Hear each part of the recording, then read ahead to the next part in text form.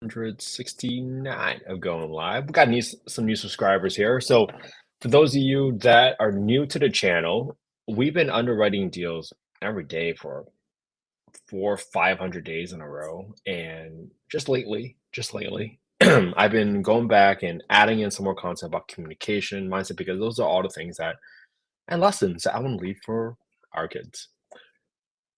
And I never want to forget what I started out with. And sometimes the most important things is also helping people understand, hey, what is a deal? So today, I show you what I'm looking at for properties out in the Birmingham, Alabama market, specifically looking at single family rentals that can be potentially be turned into Section 8 rentals. Now, I'm gonna show you what I'm filtered on. You can see right here that I'm filtered on properties that are 4 bedroom plus, properties that are single family homes, and properties that have been on the market for less than 7 days. Now, when you come here, then that's where I found this property in Fairfield, and I'm gonna look at this property today because I have a property in this zip code not too far away, and I want to see what this property is currently going for. And at the end of it, I'm gonna add it to my comparable sales list so that if I am looking to do the BRRRR strategy, right, which stands for rent, buy, rehab, rent, refinance, and repeat, then I want to see what properties are being sold for because this will affect my ARV, my after repair value. Now you can see right here, this property is pretty much rent ready. I mean, it's a solid rental grade property. It's not out of the ordinary, but oh, I don't like this. They're listing all the zip codes here in the SAFMR, which I don't believe is the right thing to do. And I'm going to tell you why. All right, 1 second. So, a couple of things. First, at the highest level, I want to share with you that I'm going to put this onto my list of comparable sales properties. So, if you've been following what we've been doing, right, I've been noting down in this market by zip code, by Bed Bath count, right, all the properties that have been sold in the last 12 months, last 3 months, and now I'm also tracking properties that are coming onto the market in the last. Oh, interesting. See what they did here? They converted it. Oh, see, this is why it pays to track these things. All right, let's do it. It's been so long since I underwrote this property. It's been 4 months, so this is what they did. All right, check this out. So let's underwrite this as a 4 bedroom now. This is going to be a good one because this is how you know I didn't prepare for it, right? Because now I find it, and now you can see. I cook this down here. So they could not sell it as a 3 bedroom because in December of 2024, it was originally a 3-2, 1392 square feet. Again, built in 1940, I'm assuming, right? Probably gonna be the same details. Yep. But now they're trying to sell it for 128,900, 128,900. So they essentially spent a little bit of money to convert the property from a 3 bed to a 4 bed. So now this part was listed for 1925. Lot size is going to be the same thing. I can cover all these details. I like to put down the subdivisions just for those folks that did not watch that one, right? The sub the subdivision or neighborhood is I simply just click on here and I zoom out and I try to figure out, okay, where is the closest neighborhood? And I can see that this is in Fairfield and Bellevue Heights. So I put southwest of Bellevue Heights so that if I ever find another property that I can buy for cash, I can quickly understand, hey, where are my comps that are recently on the market? So I can figure out what the ARV, the after repair value of my property is. So the property is rent ready. Floors need to be clean, but otherwise, no other floor work, kitchen work, or bathroom work needed. Now, I can't tell how it looked like in, so either this was sold or it was flipped. Let's see. Sales and tax history. Let's check it out. Oh, they did sell. Interesting. Okay. So here's what happened. This property was listed for 85,900, and you can kind of see what the home looks like, right? So it's okay, nothing extraordinary about it. But then Someone bought it for $80,000. They renovated it, and then they try to rent it out for 1,300 bucks. But guess what? They probably didn't have any takers for 1,300 bucks a month. So then what they did was they listed it right back on the market. Interesting, right? So it's almost like a flip. So let's analyze this deal, right? This is going to be interesting. All right, so now that I have these details in there, okay, one more explanation. Why am I looking at properties that are coming onto the market? Okay, if you understand what was happening December, January, that's when your interest rates shot way up because of all the tariff talks, et cetera, et cetera. And when your rates shoot all the way up, it drives down your affordability because your monthly payments go up. So it drives down or it puts downward pressure on your prices. Okay. Now, if interest were to go the other way, right? If interest rates were to go down, your payment goes down, so your affordability goes up, and that allows you to charge more for your home, which drives prices up. So, if you've been following what's happening with the 10-year yield, right? This is what affects the 30-year mortgage interest rates, right? They do the slow dance. It's called a correlation, not causation. But you can see, like in, let's see, March 2022.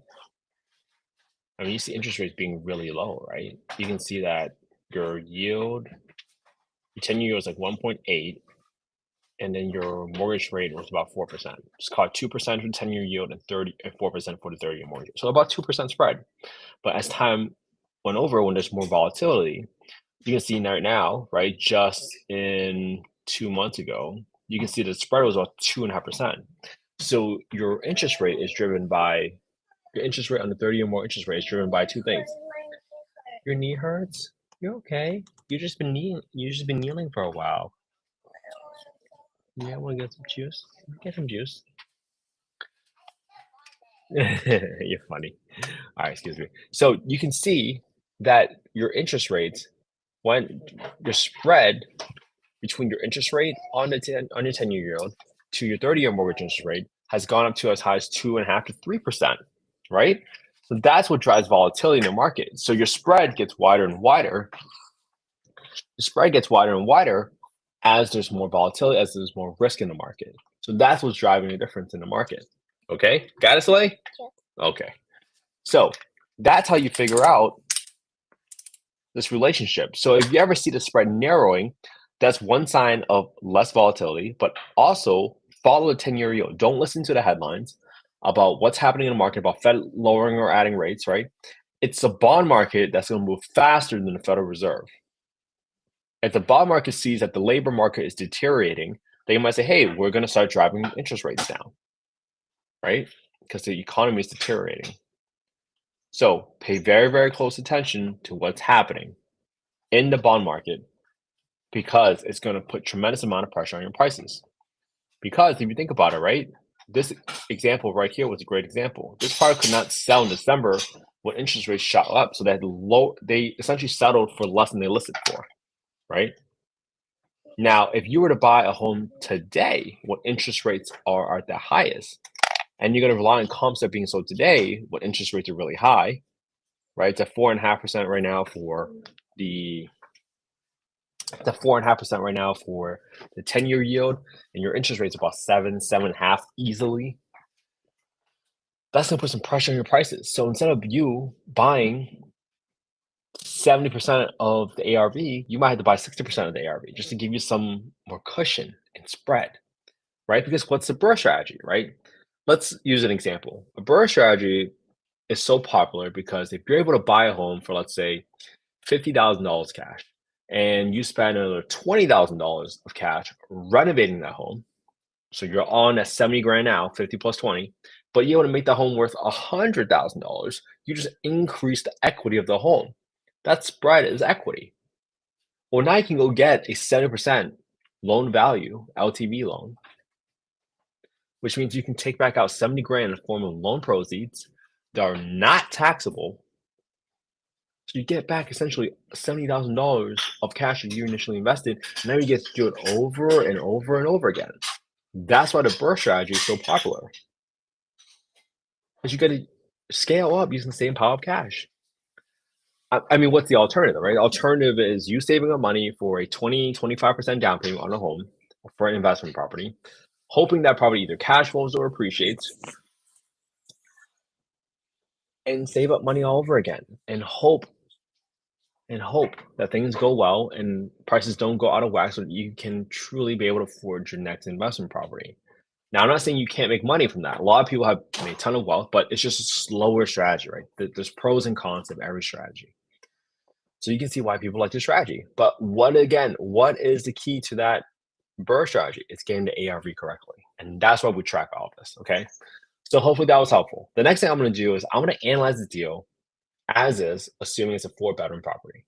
So for this 4-bedroom property, the first thing I'm gonna do is I need to go get the rent numbers. Okay. So let me plug in the asking price right now in this spreadsheet, 128,900. Yes, LA. You find treasure for me? Thank you. Oh wow.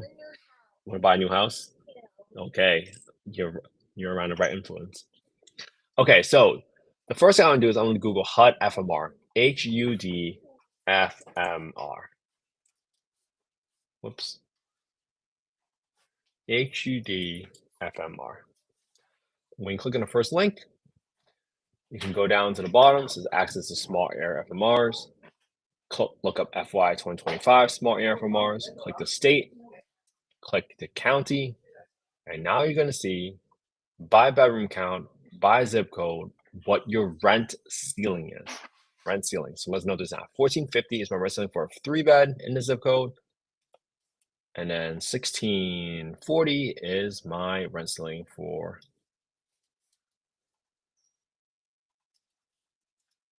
the zip code. Okay, I'm gonna write all these details down because my partners already know how I analyze deals. So this is the fastest way for me to show them what's happening here. All right. Now that I got my rent ceiling, right? Again, this is a rent ceiling. I now need to compare that against what the market rent is.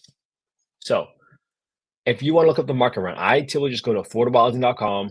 I go to the owner section. I go to the market rent estimator, plug in the address, I plug in the bedroom count, and I'm going to see right here that the average rent for 4-bedroom homes within a 2.83-mile radius is $1,313. 1313. So let's write this down. 1313. 1918 for the county, 1025 for the city, 1025 for the zip. Now, this is for 25 units, 2.8-mile radius. 2.8-mile radius, 25 units. Okay, now that I got this in place, I have to use the lower rent of the deal. So even though it's a 1640 is my rent ceiling, you would be grossly mistaken if that's a number you want to use for your underwriting assumptions, for your analysis. Because why? Because the more reasonable rent is the market rent. So you might be thinking like, okay, what is the rent reasonableness test, man? What is a reasonable rent? Let me show you the language. If you go to the Housing Choice Voucher Program Guidebook, HCV, Housing Choice Voucher, this was previously known as the Section 8 voucher. They rebranded it from Section 8 to Housing Choice Voucher because of all the negative connotations that were associated with Section 8. And when you come to this guidebook and you go to Section 2.2, which is comparability, it says that in conducting rent reasonableness, the PHA, or the Public Housing Authority, they're the ones who administers all the vouchers, must determine whether the rent to the owner is a reasonable rent in comparison to rent for other comparable unassisted units. So obviously in determining comparability, the size and unit type matters. But in this case, it's very unlikely that people were building 4-bedroom apartments. So these 25 units are very likely that they are 4-bedroom single family homes. So I feel pretty confident about using 1313. This is where people lose money, right? Because when you see that the rent ceiling is 1640 and you don't include utilities, you also have to back out the utilities, right? You have to look up the utility allowances for your city or your county, the housing authority, and look up, hey, if I don't provide trash, or if I don't provide water, or if I don't provide electricity, how much allowance is allocated towards electricity, trash, water? Because I have to deduct that from my payment standards or from my SAFMR, depending on what the nomenclature is in that city or your county.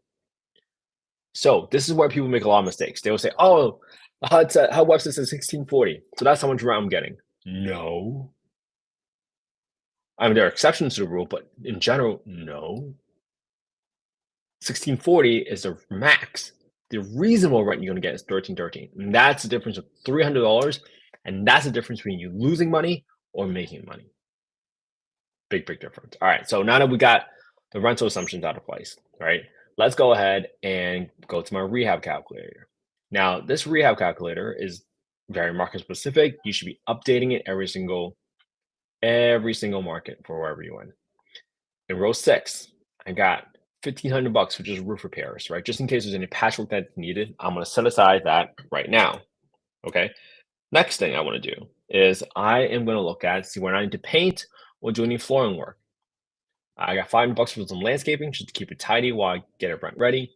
I have nothing to paint. I got no flooring work that needs to get done because I'm assuming that the property looks pretty decent and it's in rental grade. Okay. Now for toilets, I'm going to put in two high pressure flush toilets. That's how I typically prevent any clogged toilet issues. So I have high pressure flush toilets at my Airbnbs. I've never gotten a clogged toilet call before, so I don't intend to start doing that now. Because when you get a clogged toilet call, it's $200 just to send a plumber out there on an emergency. Probably not 200 bucks to replace that toilet. And at that point, you should have gotten a toilet in the first place that would have caused you less pain, less time, less energy. So just do it up front, do it right up front. That will save you so much more work. And then I am going to put a cage on my HVAC. I've gotten an HVAC stolen in this market before, so I vow to never let that happen to me again. So that's why I'm putting a cage on HVAC unit for 900 bucks. That's what it cost me last time, so that's what I'm putting in here. So that gives me a total rehab of 4560, right? Now, for my taxes, I'm going to get that right from my payment calculator on Redfin. I'm going to use 78 bucks right here. And the homeowner insurance is 100, so 78 bucks for my taxes. And then for my insurance, I'm gonna do 100 times 1.2. And I'm adding a 20% premium here because I'm assuming that that $100 estimate was for a property that was going to be used as a primary residence. And if you're using a property as an investment property, chances are insurance company is going to view it as a riskier asset, so they're going to charge more. So that's why I'm adding a 20% premium by multiplying by 1.2. All right. Other expenses in row 32, I got 10% set aside for rents every single month. Doesn't matter if it's rent ready right now. I know that at some point that roof is going to get replaced in 10, 15, 20, 25 years. I know that the HVAC is going to get replaced in 10, 15, 20 years. Same thing for my water heater. And if I don't set aside money right now, every single year, every single month, I will be lying to myself. I will be underestimating my expenses, thinking I made all this extra profit when in reality that's not the case. So don't be that person. Don't listen to any gurus out there that's telling you that that's a turnkey property. Oh, you don't need to put aside any money. It's turnkey. That's so far from truth. If you hear anybody ever says that, run, run, run so fast, it's not even funny. If anybody ever tells you, oh, my rent is this, my PITI is this, or my cash flow is this, run. They give you no expenses. That's ridiculous. Stop it. Those people are just so irresponsible out there teaching folks that. It's so irresponsible. All right. So now, then you got property management. And obviously, you can self manage your property, right? Save some money. But if you're not managing your property, well, if you're not managing your property, then you got to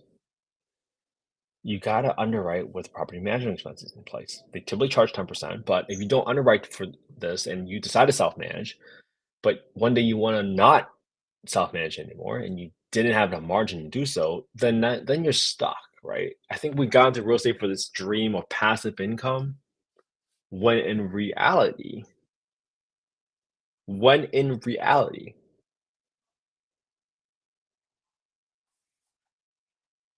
it's not the case.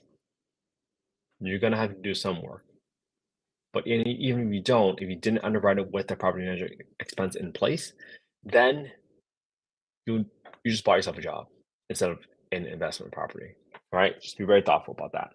Then I got 5% for my vacancy expenses. So your property is going to be empty at some point. So you better put aside money right now for those months that you're empty because somebody always moves out eventually. It doesn't matter if it's because they died, circumstances change, they move for schools, doesn't matter what it is, but they will eventually move out. So you have to have some vacancy expenses in there. Great. Okay.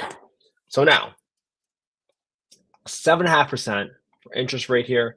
So let's talk about my down payment. I got F19, my down payment for 25%. So my down payment is going to equals to my B4 times my down payment percentage in F19. So I'll be putting $32,225 into this property.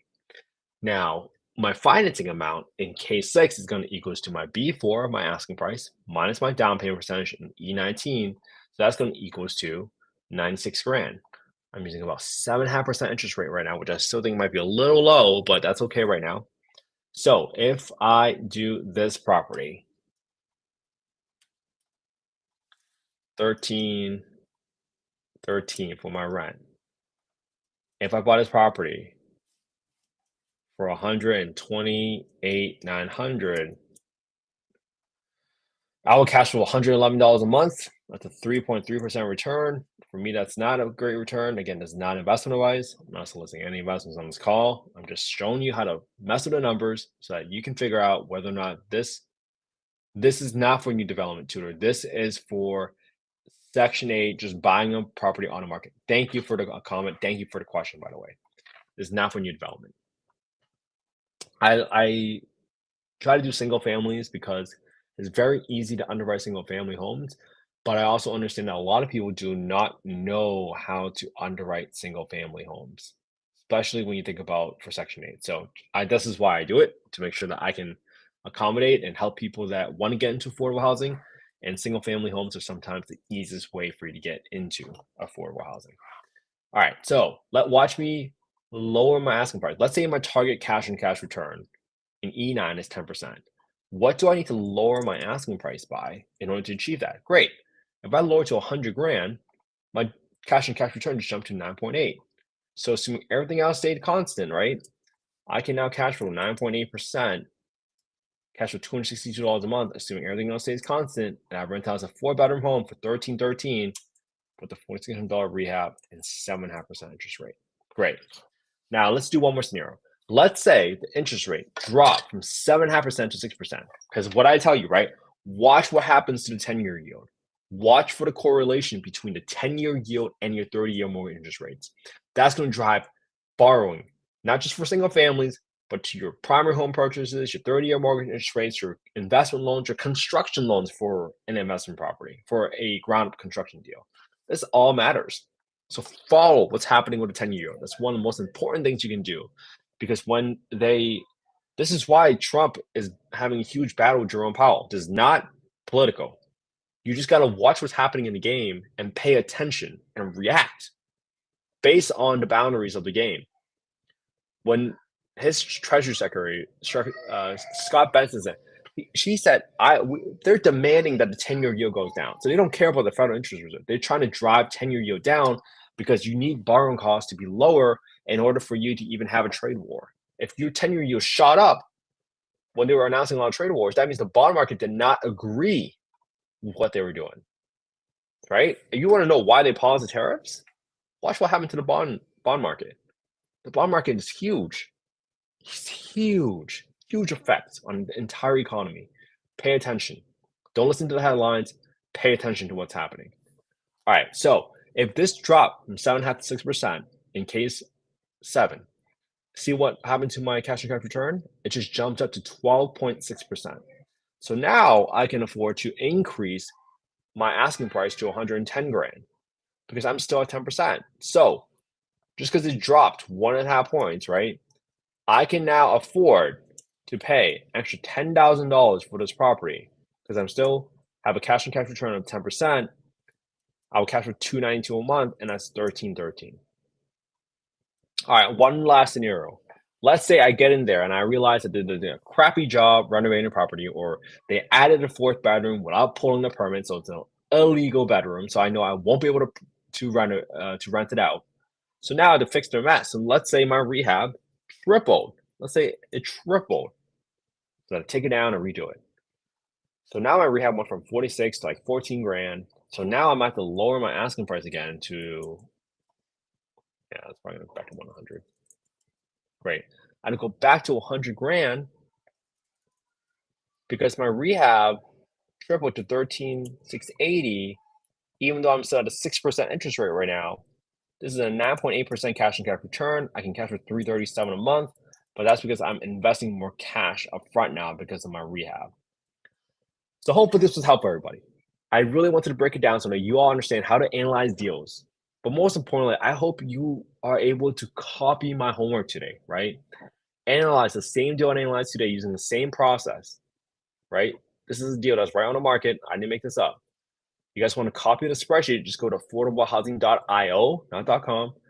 Go to the Get Deal Analysis tool, plug in your name, email, your phone number. That's the fastest way for you to get a copy of the spreadsheet.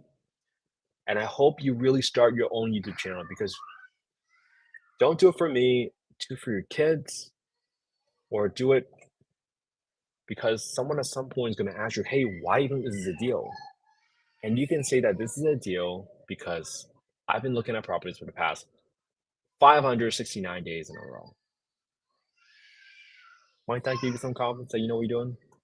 All right. Again, this is not investment advice. I'm just simply showing you all how to mess with the numbers so that you can figure out what's a deal for yourself. That's so important. I hope you all have an amazing Sunday. Spend that quality time with your family and friends today because that's what life is all about. I'm going to spend some time with my daughter now, and I hope you all have an amazing Sunday. I'll see you all tomorrow for day 570. Have a good one, everybody.